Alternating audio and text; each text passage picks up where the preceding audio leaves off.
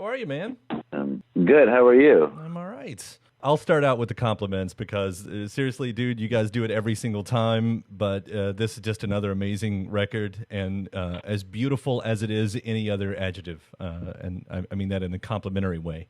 Thank you. Yeah, Thank you. Yeah, we're happy with it. Really happy. I hope so. You don't want to put out. I mean, yeah. No, I mean this one we did feel like at the end of it was we were all like, yeah, man, this one's something we didn't. It's like you don't know like when you're gonna sort of like run out of ideas or run out of hunger for it or run out of the thrill of it, and so yeah, we when we finished this one, that was all of it was there, the thrill, the fun, the fear of making an ass of yourself and all that stuff. So we all felt very good about this one. Yeah, in a different way, more like with a better perspective of less of the fear and just more of the enjoyment of the whole thing. Well, I mean, there's so many, musically speaking, that there's so many interesting turns and peaks and valleys that go on in this record. And I've heard you talk about how, it's as much of a political record as it is a relationship record, which I was glad to hear because I think that's how I was hearing it too. Because, I will say a lot of your songs in the past, the word melancholy is associated with this band, but this time it feels angry, and that's not surprising. We're in the era of resist, hashtag resist or whatever. And that's kind of where I wanted to start too, because, everything happens and you've got a record to write. On one side, it's almost like any artist, what they write is going to be associated with what's going on out there. But when you're writing it, did you know that you were heading straight on into that storm? Well, I mean, with regard to like it being a political or a relationship record, it's like I really do, and I don't mean this in like to hedge or to avoid, but like all of our records are somewhere in between, like about relationships and about politics, and it's really blurry. It's always been blurry for me. Like, what's the difference between a love song and a protest song, or vice versa? They all kind of like are all pointing at almost more or less the same stuff: anxiety and fear, and what you desire and what you can't figure out, and what makes you angry and what makes you keep going. So all of those things, I never categorize like whatever. Like I know there's political stuff and there's love stuff and there's anxiety stuff, but they're all, one song isn't one or the other. It's usually some combo. But yeah, I mean, like we had been working on the record for almost since right after we finished touring Trouble Will Find Me, and Aaron started sending me little ideas and I started working on songs. And so a lot of the songs, I would say that the record was probably, half written in some ways, or it seemed like it was half written or 75% written, when Donald Trump won and leading up to it, like, I've been on talk shows and talking about politics, and I've been doing it for a long time. And then when Trump won, yeah, it was a real rewiring, or something, like just everything. I kind of shut down for a while, and not totally. I mean, I focused on, my kid and my family and myself, and I suddenly was like, I didn't want to write about politics. I didn't want to write about Trump anymore. I didn't want to write about what I was writing about anymore.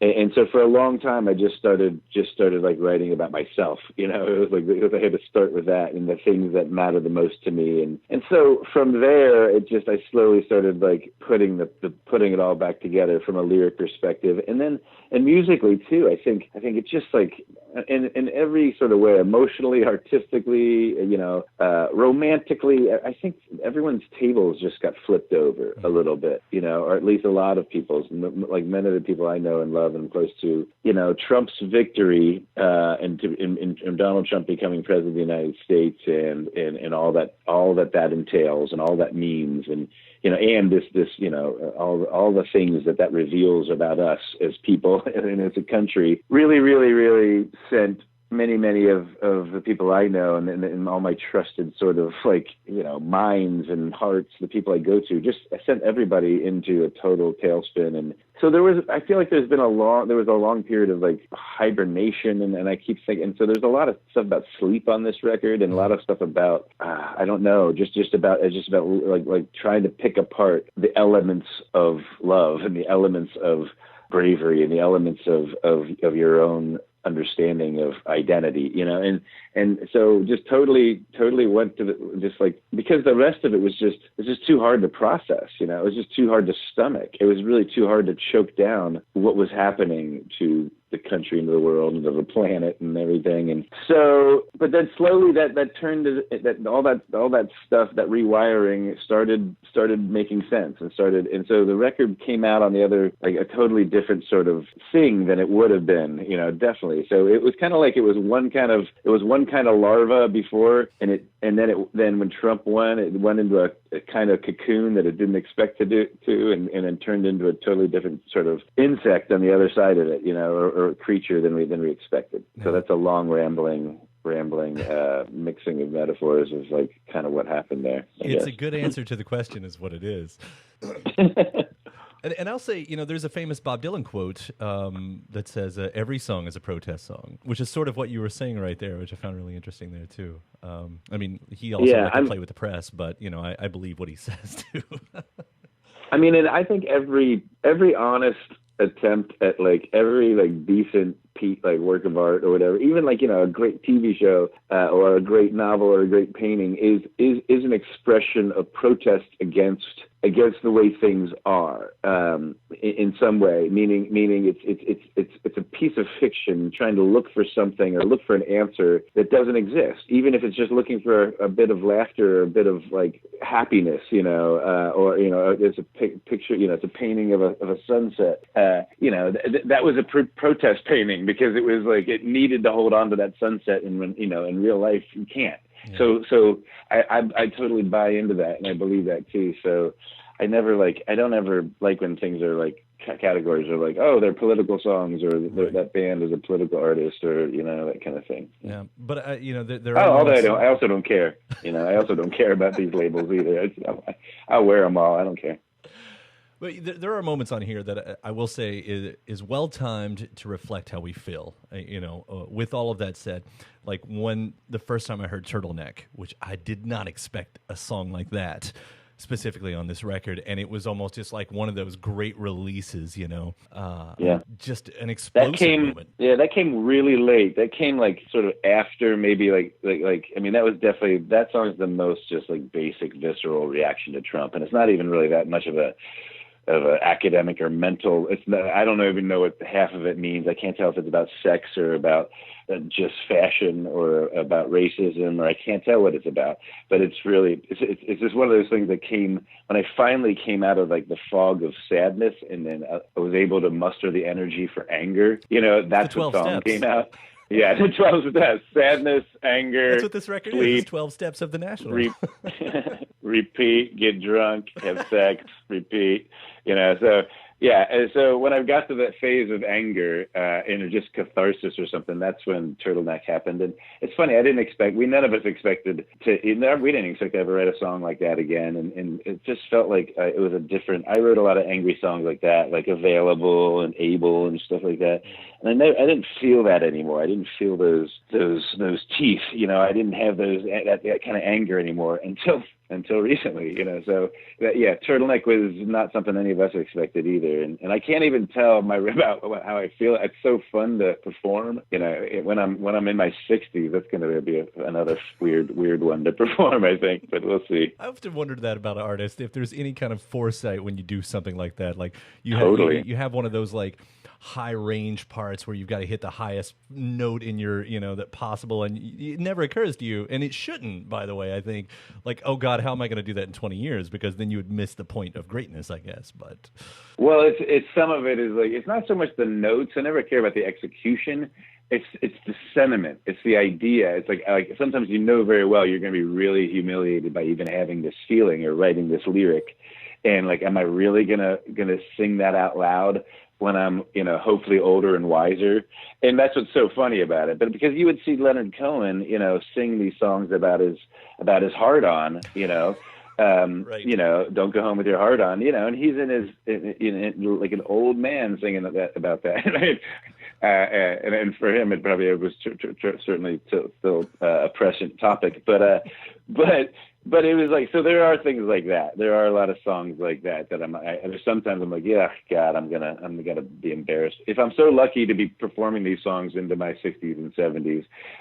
That's gonna be, I'm gonna look like an idiot then, but that's fine. I'm happy to risk it. I want to say, by complete chance and circumstance, that is the most recent Leonard Cohen song that I've actually heard. That's funny. Yeah. It was the anniversary of that album just a few days ago, so yeah, it's wonderful. Was it? Yeah. I'll turn our attention to a different song on here, and another one that's has lots of layers, multi-layered, and that's Guilty Party, which on one side of things is one of the realest looks at a relationship that I think has ever been put into song, and I am leaning on the relationship side of this one. Without getting into your personal life, but knowing that you write some of these lyrics with your wife, she is a writing partner, and you have a song like this, like, to me, that feels like one of those moments where everything's on the table and could potentially be a really uncomfortable moment. Although I don't gather that happened for you like that. Well, it did. I mean, it is personal, it is real, and it's like, and I did write it with my wife, and it's a total breakup song, and we're not broken up. But I think, I mean, marriage. I mean, we've been writing together since Boxer, and like, she would never let me write about anything that wasn't really what was going on, and so, and like, I mean, I don't think our marriage is uncommon, but we break up every month, for sometimes 20 minutes, sometimes a day or two, and then it's just like, people change, marriages evolve, people evolve, and I think there's this sense of I think we make a mistake by thinking that we like pick something and we decide to go, and that we were just going to settle into this version of ourselves and this understanding of ourselves and each other. And then when we do that, I think we don't let each other sort of shift and grow and evolve, and things change and people change and relationships evolve. And so my marriage, we've had to sort of break apart and put it back together in new ways, just because we're totally different individuals, and we've had to allow each other to be individuals, and then also be together and have a family and our daughter together. So it's like we write about that stuff all the time. It's all we write about. It's all we think about, sort of. I mean, we have a really, really healthy marriage, I think, because of it, And so so we've never split up, other than, for brief spells of whatever, just needing to disappear from ourselves and each other. But we write about it all the time, and we think about it, and we weigh the option of like, well, yeah, well, of course, it's like, we don't have to stay together. It's like, it's not a problem. And but what would be the alternative, and how would we, so we kind of we pull back the onion and dig into those things, and we talk about it.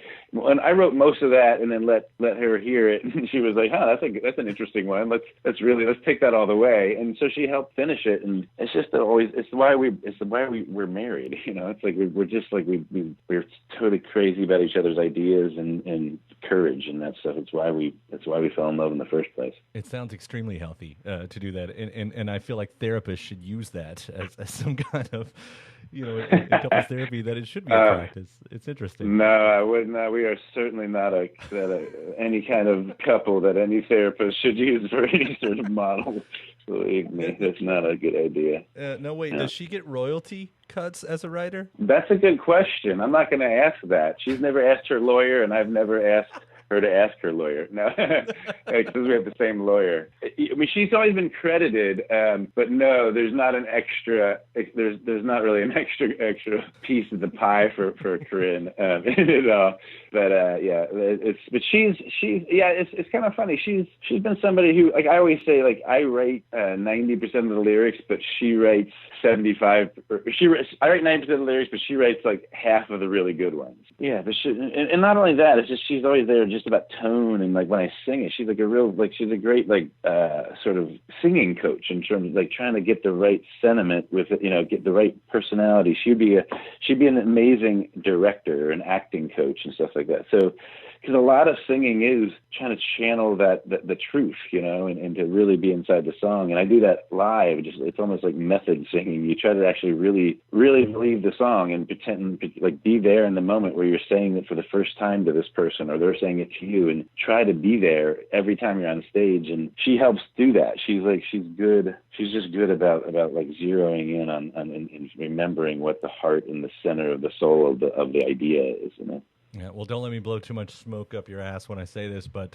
your songwriting partnership, as it is probably as important, at least to us fans, as anything like Lennon McCartney, as partnerships go. Anyway, so I'm so happy. And I think of it like, I know, like Kathleen Brennan and Tom Waits. I think they write together a lot, and it's probably one of those type of vibes. And on the other side of that, I know the other side of the relationship part of this song it could be the band itself, and that's obviously not lost because bands, as they say, are like a marriage, and you have to work harder to keep it going.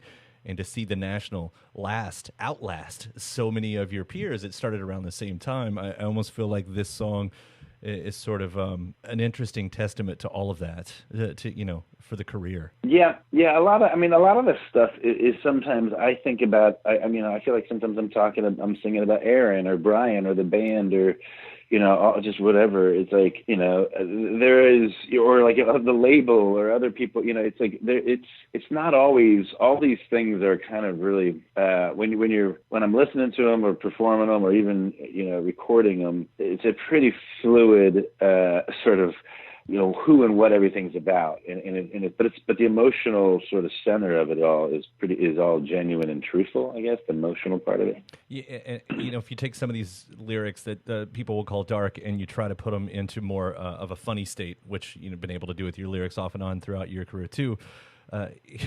In the context we're talking about here, I started looking at those words, "I'll still destroy you," which creeps up in a couple songs.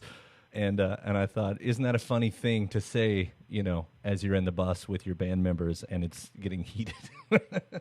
Just over their heads. Yeah. I mean, the source of that is such an innocent sort of thing, but then in the context of the record and the song and the times and all that kind of stuff, and in the context of the other songs, it takes on a bunch of different sort of spins, which is I love that when you have an idea for one thing and then you recontextualize it and it means so many different things, and some of it's just accidental too. Right, Matt. It was great, dude. Man. Take care. Talk to you soon, Kyle. Later on. Bye. Bye.